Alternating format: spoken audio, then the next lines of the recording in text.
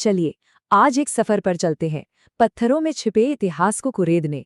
हम बात कर रहे हैं मौर्य साम्राज्य की शानदार कला की और देखेंगे कि ये पत्थर हमें क्या कहानियां सुनाते हैं। अच्छा, ये जो निशान है, इसे तो हम सब पहचानते हैं ना।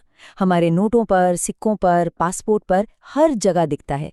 ये हमारे देश का, भारत का राष्ट्रीय चिन्ह है। पर क्या कभी सोचा है कि ये आया कहाँ से? इसके पीछे की कहानी क्या है? यकीन मानिए, इसके पीछे हजारों साल पुराना एक जबरदस्त इतिहास छिपा है और आज हम उसी कहानी में गोता लगाने वाले हैं। तो इस कला को समझने के लिए हमें थोड़ा टाइम ट्रैवल करना होगा। चलिए चलते हैं उस दौर में जब भारत में एक महान सम्राट का राज था, एक बहुत बड़े साम्राज्य का। तो देखिए, ये सब शुरू हुआ था ईसा पूर्व 6वीं शताब्दी के आसपास।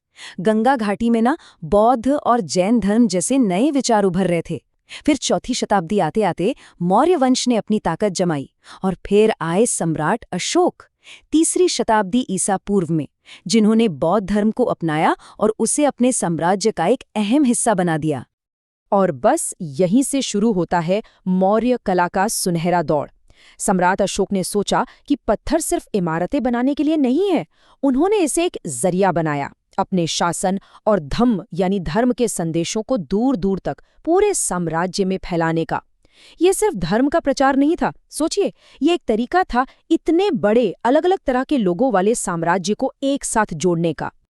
तो चलिए अब वापस आते हैं उस आर्टवर्क पर जहां से हमने ये सफर शुरू किया था, सारनाथ का सिंह शीर्ष। अब इसे जरा और करीब से देखते हैं, इसके एक एक हिस्से को समझते हैं। तो ये जो शानदार चीज है, ये कई हिस्सों से मिलकर बनी है। देखिए, सबसे ऊपर हैं ये 4 शेर, चारों दिशाओं में दहाड़ते हुए। फिर उनके ठीक नीचे ये गोल हिस्सा है जिसे अबैकस कहते हैं, और ये पूरा टिका है एक उल्टे कमल के फूल पर। और सोचिए, एक जमाने में इसके भी ऊपर एक बहुत बड़ा धर्मचक्र यानी पहिया हुआ करता था, और ये सब कुछ एक ही पत्थर के खंभे पर खड़ा था। कमाल है ना? तो सवाल ये है कि इसका मतलब क्या है? असल में ये पूरा का पूरा स्मारक धर्मचक्र प्रवर्तन को दिखाता है, जिसका मतलब है धर्म के पहिए को चलाना। ये उस पल की याद में बनाया गया था जब महात्मा बुद्ध ने सारनाथ में अपना सबसे पहला उपदेश दिया था। और ये जो 4 शेर हैं, ये सिर्फ शेर नहीं है, ये इस बात का प्रतीक है कि बुद्ध का संदेश चारों दिशाओं में फैल रहा है। और जरा इसकी चमक देखिए, ये जो शीशे जैसी पॉलिश है ना, ये मौर्य कला की पहचान है। हजारों साल बाद भी ये चमक हैरान करती है। अच्छा, अब शेरों के ठीक नीचे देखिए, इस गोल पट्टी पर यहाँ 4 और जानवर हैं, एक घोड़ा, एक बैल, एक हाथी और एक शेर। और एक बात नोटिस करने वाली है, ये सब चलते हुए दिखाए गए हैं। ऐसा लगता है जैसे ये धर्म के पहिए को घुमा रहे हों, और इनके बीच बीच में ये 24 तीलियों वाले चक्र भी बने हैं।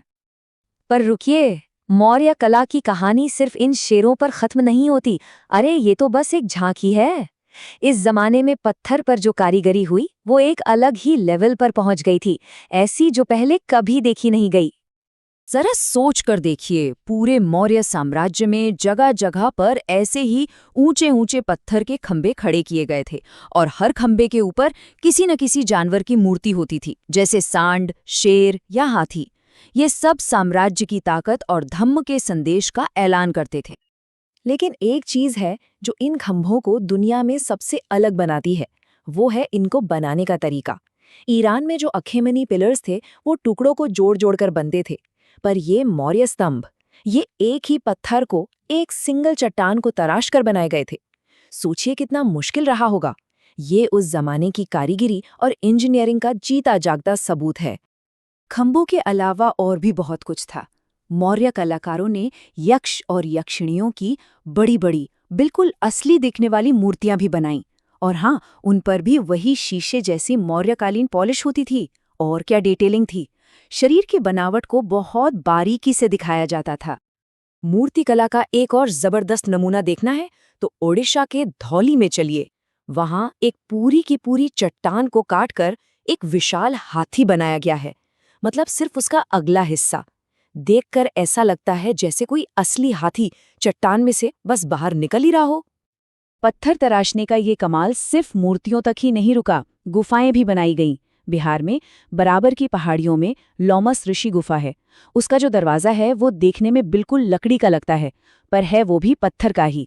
और एक दिलचस्प बात, ये गुफा सम्राट अशोक ने आजीवक संप्रदाय के लोगों के लिए बनवाई थी। इससे पता चलता है कि वो दूसरे धर्मों का भी कितना सम्मान करते थे।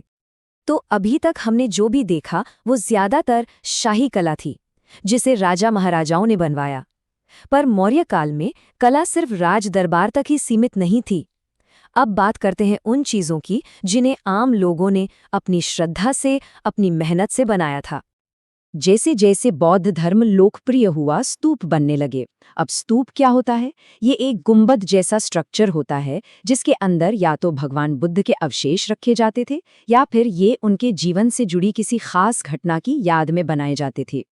और इन स्तूपों की सबसे खास बात यही थी, इन्हें सिर्फ राजाओं ने नहीं बनवाया।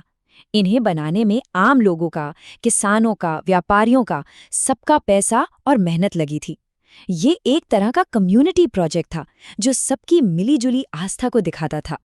उस दौर की नक्काशियों में ये दिखता भी है कि कैसे लोग इन स्तूपों के पास पूजा पाठ के लिए जमा होते थे। तो ये सिर्फ मंदिर या पूजा की जगह नहीं थी, बल्कि लोगों की सोशल लाइफ का भी एक अहम सेंटर बन गई थी। शुरू में ये स्तूप बस मिट्टी के टीले जैसे होते थे, लेकिन धीरे धीरे वक्त के साथ ये और बड़े और भव्य होते गए। बाद में इन पर पत्थर लगाया जाने लगा, चारों तरफ बाड़ यानी रेलिंग बनाई गई और खूबसूरत दरवाजे बनाए गए। इसका सबसे बड़ा उदाहरण है सांची का स्तूप।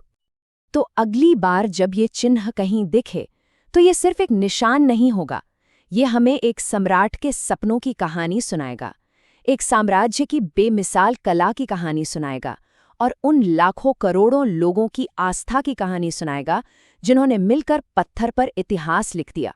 तो अब जब हम इस निशान को देखेंगे तो ये हमें कौन सी कहानी सुनाएगा?